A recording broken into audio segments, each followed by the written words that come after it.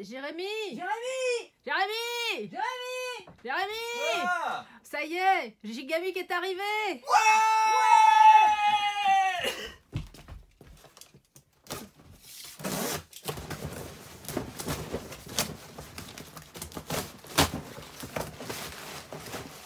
Non, c'est quoi là-dedans?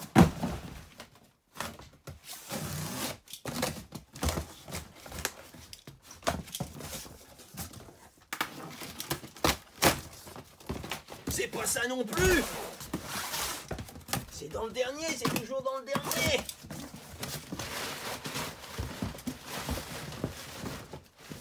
Mais y a pas de similo Jurassic World! Non!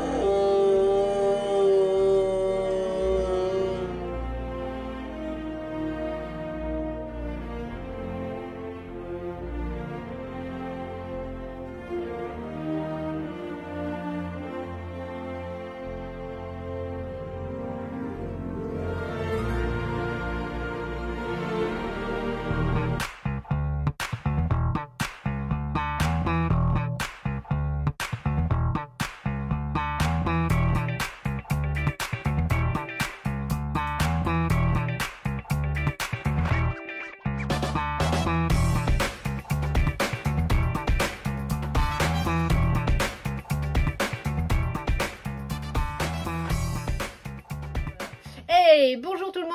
Salut les lutins! Comment tu vas, Jérémy? Bah ça va. Ça va mieux? Oui. Bon, bah oui! Bah J'imagine! oui, finalement on l'a retrouvé! Ah! Il était caché! Youpi! Bon, c'est une belle semaine parce qu'il y a vraiment des jeux pour tout le monde. Les Et- petits, les moyens, les grands, Il y a le meilleur jeu du monde. les Jérémy. Donc, la vie est belle cette semaine. Et ben comme d'habitude, on va commencer par les jeux pour les plus petits. Alors du Du jeu, jeu jouet, du jeu du jouet. jeu narratif. Oui, il n'y a pas de règles. Voilà, Donc à partir de là, du c'est coup, pas un c'est jeu. les histoires qui pop de Oui. Loki, de chez Loki. Donc Loki, c'est chez Yellow. Donc le principe des livres et des pop-up. Bloqué. Donc on va ouvrir le petit livre. Hop. Et Lire le début de la petite histoire. il y a des petits personnages joliment en bois qui tiennent bien debout. Des jolis stickers rigolos. C'est Aurélie qui nous a créé les Personnaliser personnages les petits qu'elle avait, personnages. elle a envie de se raconter comme histoire. Et à partir de là, bah, Oui, c'est ça. On a un début d'histoire. Si on veut pas lire, on peut l'écouter. Voilà, c'est un petit QR code à scanner pour avoir le petit début de l'histoire en audio. Et puis vous voyez, ben voilà, vous avez plein de petites scénettes. Donc pour se raconter l'histoire, la suite de l'histoire ou s'inventer une histoire complète. Donc voilà, plutôt sympa. il y a 3 thèmes différents. 3 livres, 3 thèmes. Les Les champignons. fil à Champiville ou Champi, je sais plus trop quoi. Ah, j'ai perdu un bonhomme. Lily Pignon. Lily Pignon. Lily Pignon. Mm. Donc, c'est Mezou, c'est un studio de design qui s'occupe de créer des jouets, de travailler aussi sur des jeux de société, qui a imaginé le concept avec Loki. Donc, idéal pour des départs en vacances. Parce que ça prend pas de place dans la valise. Même dans le train, la petite tablette suffit pour se raconter l'histoire. Donc ça occupe l'enfant et puis ça l'occupera longtemps. Puisque après, c'est l'appel à l'imagination. On peut, comme d'habitude, si on en achète plusieurs, interchanger les personnages pour se raconter des histoires encore plus folles. Et puis voilà. Donc très joli concept. Ah, j'ai oublié celui-là. Bon, et ben voilà, on rangera ça tout à l'heure. Et ben Loki toujours, Loki mais toujours. un petit peu au-dessus parce que là on est plus chez les 6 ans. Oui. C'est toi qui as le. Oui, c'est moi qui le l'ai, forcément, je concept l'avais fou. recouvert. Donc là on est avec Lorenzo Silva et Ashmar Hatch, qu'on va retrouver très très vite, Très, parce très qu'il vite. a fait un super jeu qui s'appelle Similo, le monsieur. Et il a fait aussi évidemment le dilemme du roi qui est d'ailleurs De retour. Eh ben, dis donc, Ouais. ben, dis donc, t'as travaillé ton Et sujet, toi. le monsieur, il a fait aussi photosynthesis, tout seul comme un grand. Et aux illustrations, on a Julia Gigini. Ouais. On le mettra, ouais. Voilà, plutôt qu'écorcher des noms et se faire des ennemis. Alors, ouais, c'est quoi le principe? Eh ben, le principe, c'est un petit chercher-trouve, mais revisité, voilà, façon. Donc, on va avoir des petites scénettes façon Où est Charlie? Si vous ne connaissez pas Où est Charlie, eh ben, je vous invite à vous renseigner de Où est Charlie. Mais bon, non, qui ne connaît pas Où est Charlie? Bon, voilà. Donc, voilà, sur des scénettes. Donc, il va falloir, ça se joue en coopératif ou en compétitif, comme on le souhaite. Ou en solo, voilà. Il va falloir trouver en un temps imparti, du coup, il y a un petit sablier, les personnages que l'on va tirer, combien il y en a. Si on trouve le bon nombre, bah, du coup, on aura un petit bonus. Si on décide qu'il y en a plus que la réalité, bah, on ne marquera pas de points. Et s'il y en a un peu moins, bah, on marquera les points du nombre d'étoiles sur le petit vote. Alors, comment ça marche? Ben voilà, hop, dans le bon sens. Vous avez des petits personnages, des petites scénettes à trouver. Alors, il y en a une soixantaine, je crois, dans le jeu. Donc voilà, là, il va falloir trouver la danseuse. Et donc, on a la lampe torche qu'on va glisser hop, entre les deux feuillets. Et bah, du coup, sur le temps du sablier, il va falloir qu'on fouille du coup la petite scénette et qu'on trouve bah, du coup combien on arrive à compter de danseuses. Alors, sachant que pas forcément cette danseuse, hein. Elles peuvent être dans des positions différentes, oui. Elles peuvent être habillées, enfin pas habillées, mais elles peuvent être voilà, dans différentes positions. Il y a des petites différences, elles ont juste le tutu. Voilà, c'est juste, faut trouver les tutus. Et donc voilà, à la fin du temps imparti, on va secrètement voter avec le petit curseur là. Combien on en a vu? Bah, allez, je vais dire que j'en ai vu 6. Voilà. Au dos, on vérifie selon la petite plaquette combien il y en avait. De toute façon, là, il y en avait 5. Et où est-ce qu'elles sont? On a la petite solution, c'est quand même très sympa. Et ben il y en avait 5, donc j'en ai compté trop. Et ben voilà, erreur de débutant, donc je ne marquerai pas de points. Si j'avais fait 5, ben, j'aurais avancé de 5 petites cases sur le plateau et j'aurais eu un bonus de 1 case supplémentaire parce que j'avais trouvé le nombre juste. Et si j'avais fait moins, et ben, j'aurais avancé du nombre de cases. Et puis voilà. Donc un très sympa, très joli. Qui revisite bien ça occupe notre temps et voilà. Et plaisant enfants comme adultes. Magique pour les enfants ce système. Et plaisant pour les petits et grands parce que les grands trouveront aussi leur contentement à essayer de chercher ces zen. Je suis pas sûr que zen ce soit le mot. Ah si, ça détend, ça t'occupe ton esprit. Un peu dans le speed quand même. Ça te vide. Ah, je fais pas en temps limité. J'aime pas les temps limités. Vichy, on l'a fait en temps limité. Oui. C'est chaud. Faut être rigoureux sur notre passage. Voilà, faut avoir un défilement. T'as les gens qui font et d'autres qui vont. T'as les gens qui essayent de compter le minimum, puis t'as les autres qui essayent d'assurer le coup, et puis voilà. C'est très drôle. Mais très bien. C'est à partir de 6 ans. Sur nous. Voilà aussi, sûrement. Allez, le meilleur jeu de l'année. Le meilleur jeu du monde et de l'année et de la décennie, du siècle, que dis-je. Donc, le Similo Jurassic World. Donc, Similo, c'est un jeu de... Donc, Jalmar Hack, Pierluca Zizi et Martinello Chiacchiera. Voilà, et c'est toujours illustré par Nayad. Voilà, donc Similo, hein, vous commencez à connaître la gamme. On va avoir 12 cartes posées sur la table. On en choisit une secrètement. Je pioche des cartes et selon que je mette la carte droite ou penchée, il y a des similitudes et différences avec la carte que je dois faire deviner. Les autres se concertent, ils éliminent des cartes. S'ils n'ont pas éliminé ma carte, je continue à éliminer mes indices. S'ils ont éliminé ma carte, et bah du coup, on discute de pourquoi j'ai mis des similitudes et des différences. Et c'est toujours ça qui est très intéressant, c'est les différents points de vue. Voilà, donc on sait que Nayad, c'est un grand artiste puisqu'il s'est dessiné des personnages et il s'est dessiné des dinosaures tout mimi aussi. Voilà, donc on reconnaît sa part graphique. Pourtant sur des dinosaures, c'est pas forcément facile, mais voilà. Petit truc, c'est des dinosaures Jurassic World. Voilà. Donc c'est pas les vrais dinosaures puisque c'est les dinosaures aussi génétiquement modifiés par le Jurassic Park. Les vrais dinosaures, je sais pas si dernièrement tu as vu des vrais dinosaures, mais je pense que personne ne connaît vraiment la véritable apparence des dinosaures, mais effectivement dans le jeu il y a 3 dinosaures, vous en avez un ici qui ont été créés par InGen, du coup la corporation à qui Jurassic World appartient. Et donc voilà, on a dans l'époque de vie, du coup on a contemporain, voilà. Donc ce qu'on voit dans les films qu'ils ont créés. Donc toujours la gamme avec toujours celui qui fonctionne très bien aussi, c'est le Harry Potter dans la collection. Et puis après vous avez les contes, l'histoire, la mythologie, les animaux, etc. Et enfin, voilà. Une très jolie gamme avec et il y a toujours les possibilité de mélanger voilà, les c'est ça, j'allais dire les fifous qui... Ouais. Allez, faisons deviner le Similo Jurassic World avec le Similo Harry Potter. Ouais. Bonne chance. Voilà. Voilà, c'était le meilleur jeu de l'année. C'était mon jeu à moi, voilà. Sachant que c'est une gamme qui dure, parce que j'avais noté la première édition est sortie en 2019. Donc c'est une jolie collection. Bon, et puis c'est des petits prix, j'aime bien proposer ça. Donc pour les goûters d'anniversaire, comme il y a plein de thèmes différents, ça plaît forcément à un enfant. Mais là, voilà, vous aimez les dinosaures, vous partirez avec votre Similo Jurassic World. Attention, le piège si vous venez au Litalésique jusqu'à Noël, c'est de l'horreur. Après les dinosaures, on va passer au canard. Voilà, donc Duck and Cover, lui pas mal buzzé aussi, il était un peu attendu. Donc Oussama Khelifati à l'autorat et Adrien Journel à l'illustration. Plein de petits canards en plastique rigolo. Vous avez donc des canards avec des familles de canards. Voilà. Il y a les canards à la plage, il y a la famille Halloween, il y a les canards de l'horreur. Voilà, il y a les cupcakes canards. Alors c'est un jeu alors pas de construction mais de déconstruction de tableau. Voilà, on innove. On va avoir nos 12 cartes placées devant nous. On va resserrer un peu pour que tout le monde y voie les cartes. Voilà, le but c'est de faire le moins de points possible.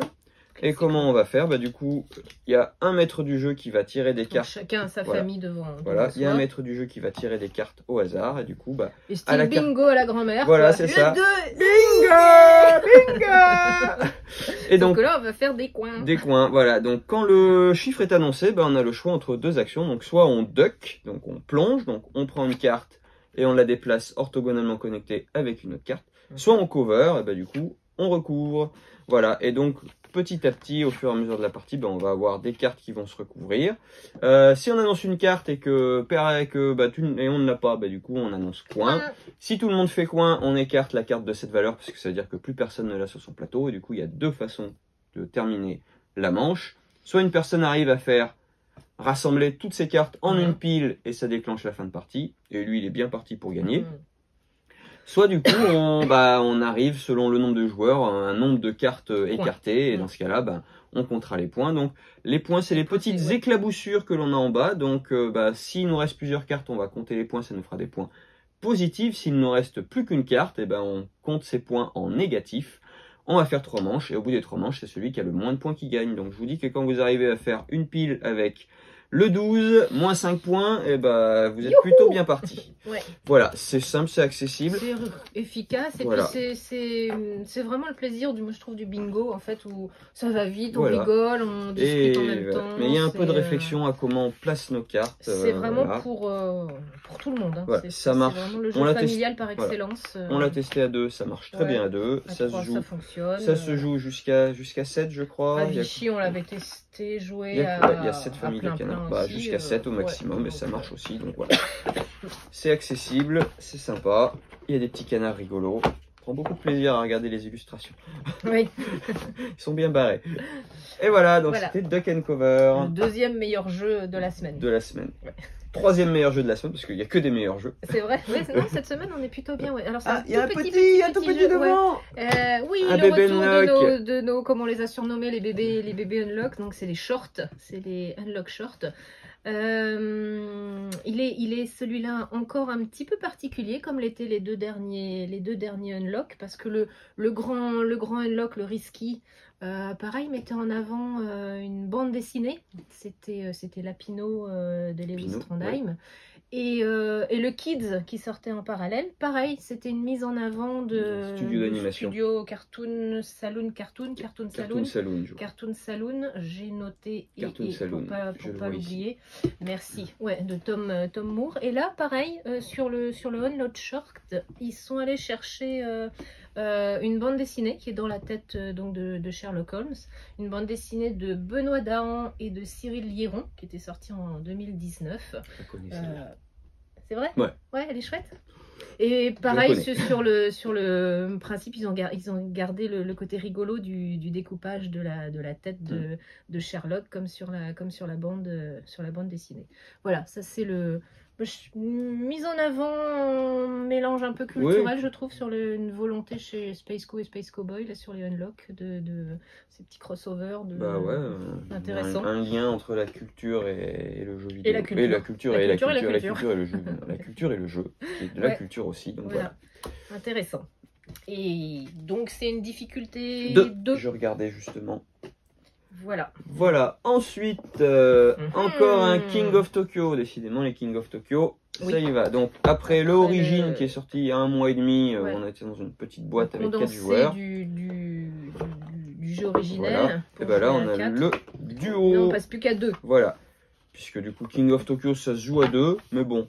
C'est pas la rigolo de taper tout le monde, et là là on a un petit jeu tir à la corde, la gamme duel, toujours voilà, 3 façons de gagner, donc du coup ça va créer de la tension. Donc on est avec 6 monstres. Donc, je dis monsieur Richard Garfield évidemment à l'autorat, et aux illustrations c'est Quentin Règne qui a fait, un illustrateur français qui a fait Netatanka et puis qui a fait une extension de Catan aussi. Ok, donc toujours le même principe, on va lancer les dés, stop ou encore, je relance tout parti, 1 fois, 2 fois, jusqu'à 3 fois.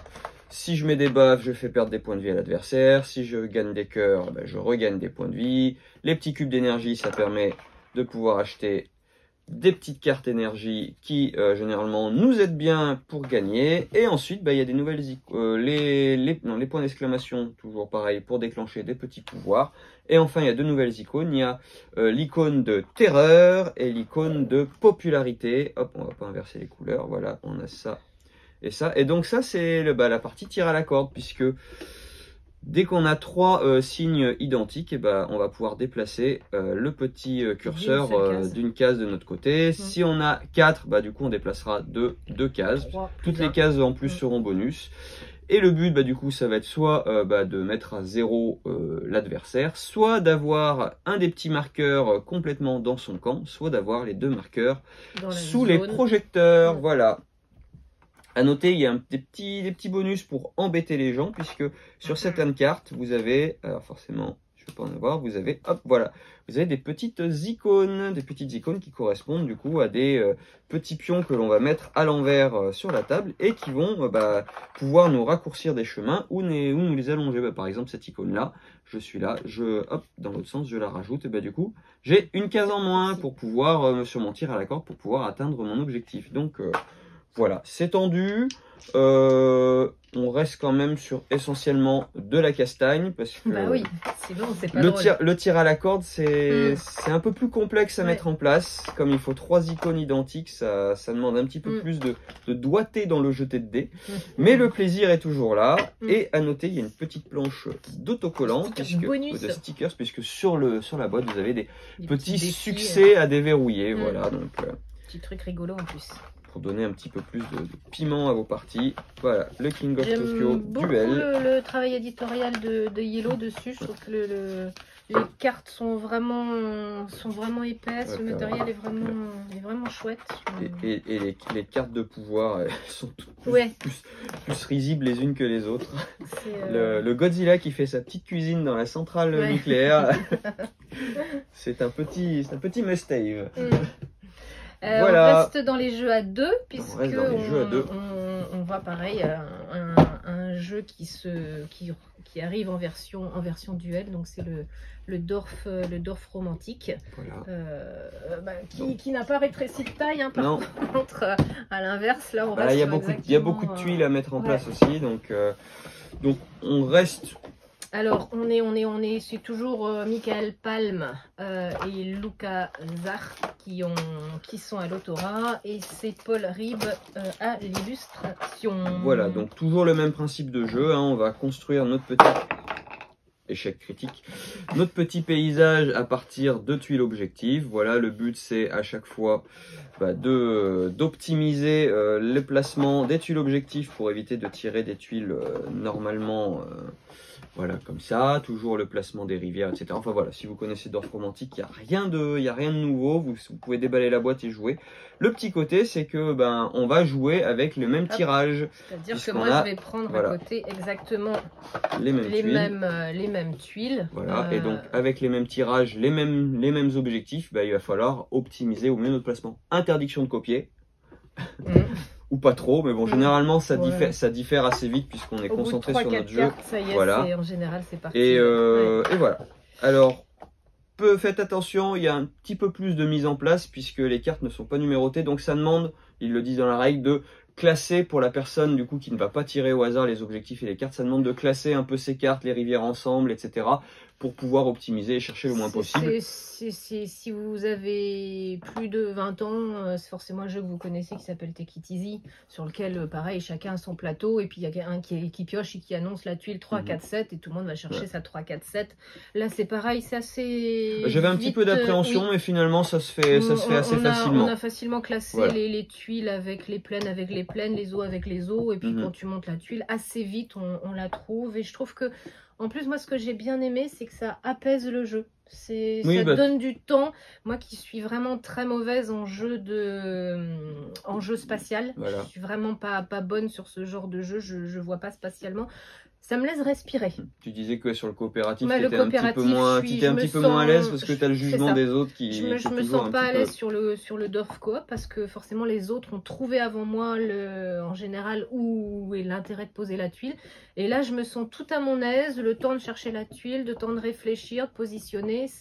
Pour moi, ça y est, le vrai plaisir du Dorf Romantique, il est dans le duel en fait. Il faut que tu joues tout seul.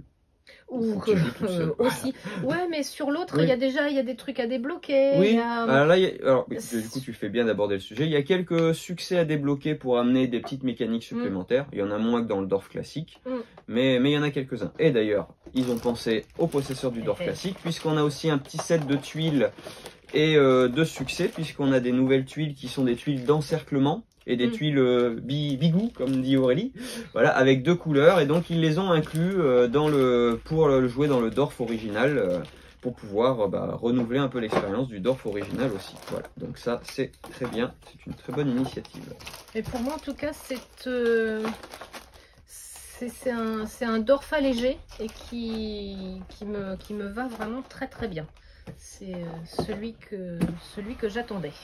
Alors, il n'y a pas trop d'interaction à part la course à la compétition et au placement, c'est vous êtes vraiment chacun de votre côté. Ils disent qu'on peut le jouer à plus de 2, après c'est du semi-coopératif, on retrouve le Dorf où on va être en équipe, 2 équipes qui va s'affronter et puis essayer d'optimiser au mieux les placements. Voilà.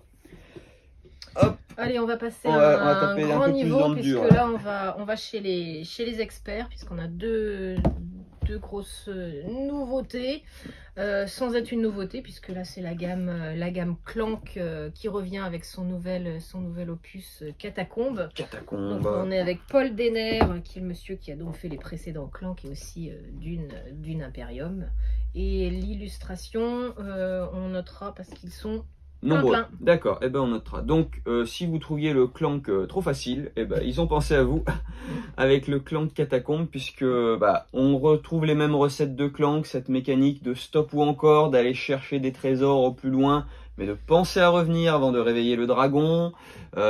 Toujours cette mécanique aussi de si on rentre tôt, du coup, on va pouvoir embêter les autres. Si on n'arrive pas à la sortie, du coup, on comptera moins les points. Et puis si on n'arrive pas à trouver de relique, du coup, nada, vous pouvez déjà ranger votre deck. Vous ne compterez pas vos points.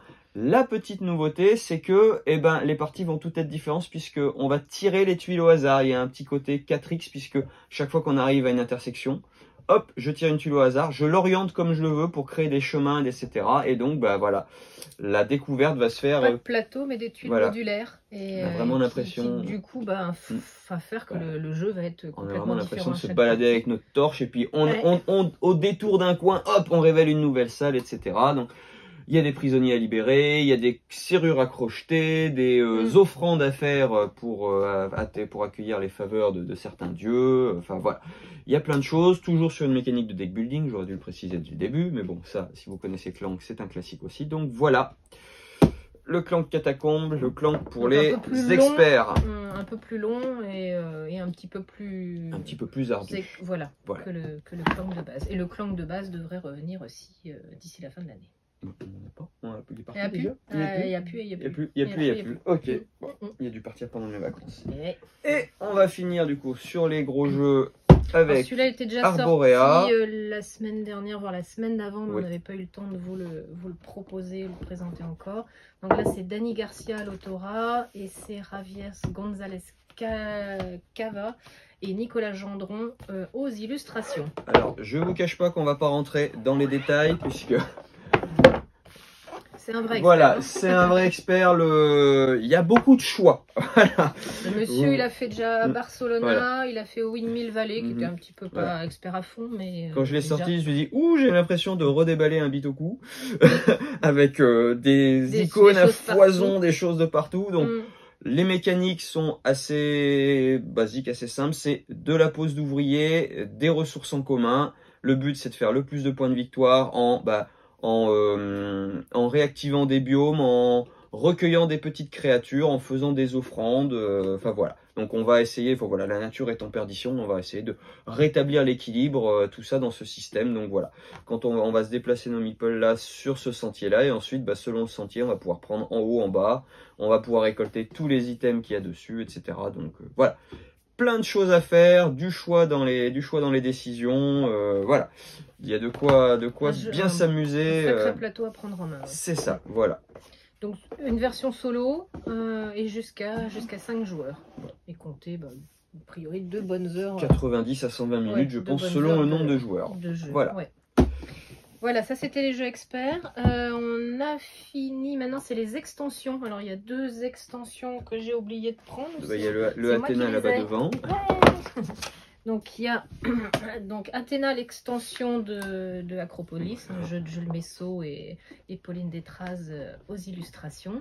Hop, donc du coup on va bien renouveler la mécanique de jeu d'Acropolis puisque vous allez avoir du coup 4 tuiles objectifs qui vont être mis en début de partie, qui vont être communs à tout le monde. On va essayer d'en mettre des différentes, voilà.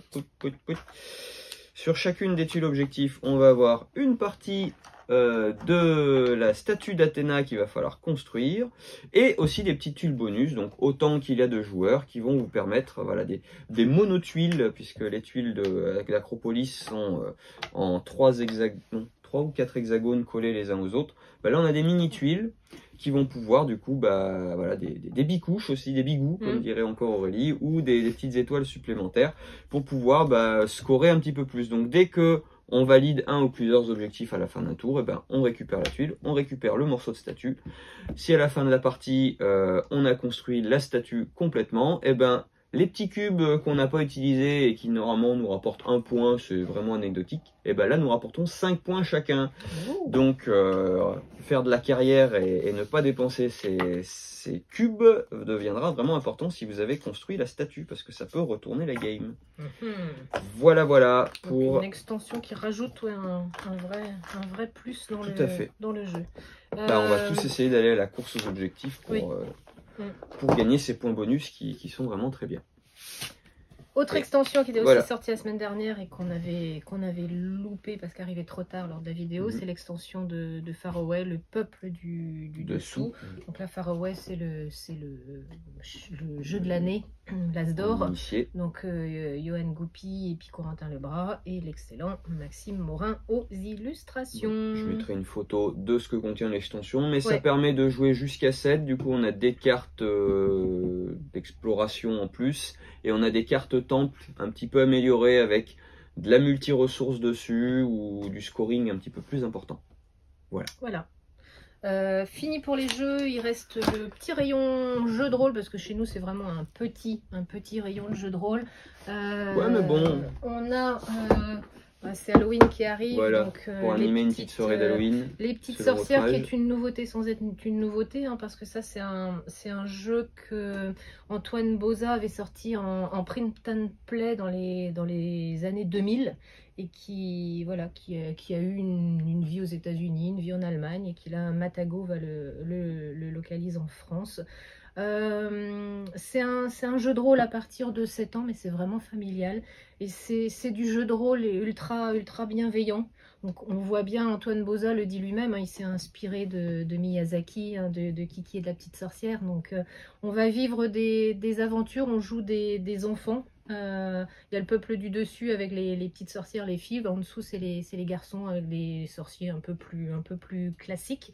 Et puis, bon, il va vous arriver de jolies histoires. Les enfants sont là pour aider les grands, pour avancer. Et c'est vraiment que du feel good. Donc, si vous avez envie d'un jeu de rôle où on ne fait pas de la baston, bah ce petit jeu-là est une bonne initiation. Je trouve une belle entrée dans ce que peut être un jeu de rôle un peu sympathique et bienveillant. Et accessible, puisque les histoires sont déjà préécrites, les personnages aussi, même si on peut les customiser avec des petites capacités en plus, comme on le souhaite.